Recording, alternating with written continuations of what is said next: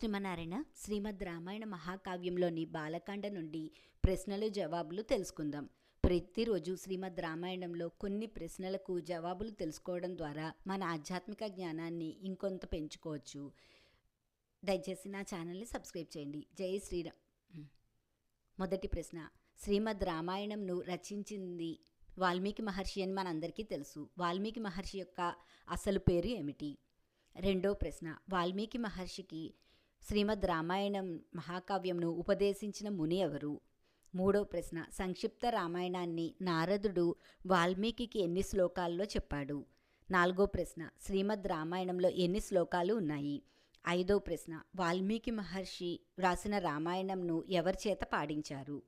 ఇప్పుడు మనం ఈ 5 ప్రశ్నలకు జవాబులు తెలుసుకుందాం.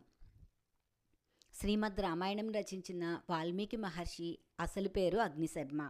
రెండో ప్రశ్న, వాల్మీకి మహర్షికి శ్రీమద్ రామాయణ మహాకావ్యంను ఉపదేశించిన మహాముని నారద మహర్షి.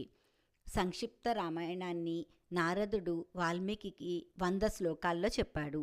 నాలుగో ప్రశ్న, శ్రీమద్ రామాయణంలో 24,000 శ్లోకాలు ఉన్నాయి.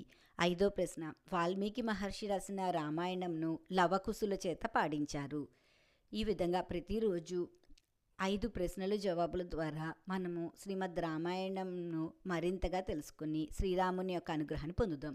ఈ వీడియో మీకు నచ్చితే నా వీడియోని షేర్ చేయండి, లైక్ చేయండి. ఇలాంటి ఆధ్యాత్మిక వీడియోలు చూడాలంటే దయచేసి నా ఛానల్ని సబ్స్క్రైబ్ చేయండి. ఈశ్వరి గుడిమెట్ల. జై శ్రీమన్నారాయణ.